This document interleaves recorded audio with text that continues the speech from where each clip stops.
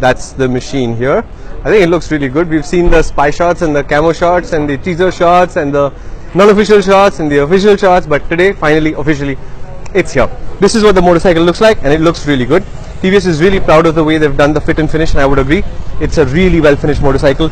All of these little panels which meet each other are very, very evenly done, and I think the guys who did the styling have done a really, really nice job. In terms of spec, this is a very similar engine to the engine that BMW uses in the G310R, and in that sense it's down there. It's a single that is slightly inclined at the back, and in the front is where the intake goes in. At the back is how the exhaust comes out.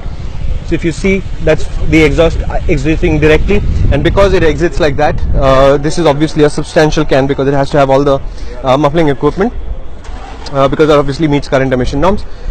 Single rear shock, KYB, freeload adjustable, upside down forks, also KYB with cartridge style, and I have to say very, very nice forks, and we'll come back to the spec in a minute, to how the bike feels in a minute. Now, as I said, the cylinder sits something like this: 6-speed gearbox, 34 PS, 27 Newton meters, and the bike weighs just 169.5 kilos. So in that sense, it should be an interesting machine to ride, and I'll come to whether it is an interesting machine to ride or not. The basics, that's what the speed unit looks like. It's actually quite nicely done. So that's your rev counter over there, gear indicator, coolant temperature, fuel gauge, and all the other information that you can cycle through is in there. TVS has built in a lap timer. I'm not quite sure that they've done the machine interface right, because you have to use the day flash to record lap times. I think there are better ways to do this, but it's there, it's usable, and it's well done. Telltale lights on top and the other lights at the bottom, and you have the picture of what it looks like.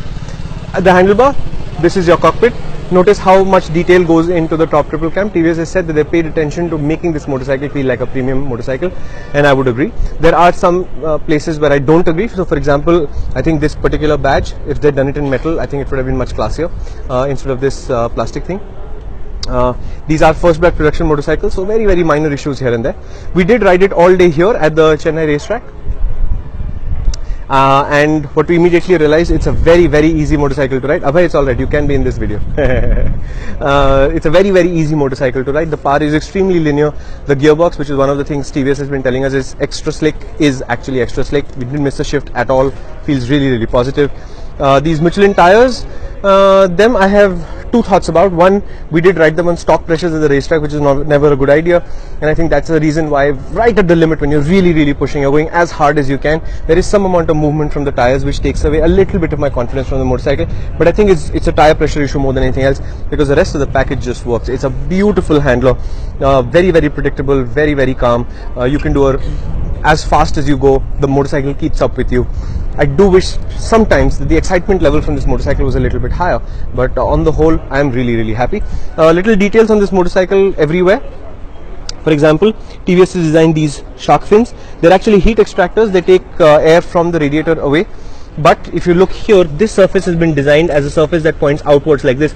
So when the air comes out like this, it'll actually leave around your leg rather than on your leg. So this should be a relatively cool motorcycle to ride. There are other deflectors in place, so the hot air actually exits from there, and in that sense it should be easy to ride. It's a trellis frame that you can see. It's a bolt-on subframe that also you can see. This obviously is a frame that is very, very similar to the same frame that BMW uses on their engines, but it's not exactly the same. Neither is the engine. TVS uses their own ECU for this engine, and while it makes the same horsepower, the actual gearbox gearing is the same. It also uses a 1-tooth larger rear sprocket. So that's the picture of the Apache. As I record this, I don't know the price yet. They haven't announced it because we've ridden the bike today, and the price will come out tomorrow. You of course are seeing this video after the price has been announced, so you will have an independent confirmation of the price. Let me just quickly fire it up, because yes, eventually everybody's going to say, why don't you fire the bike up and stop talking? So here goes.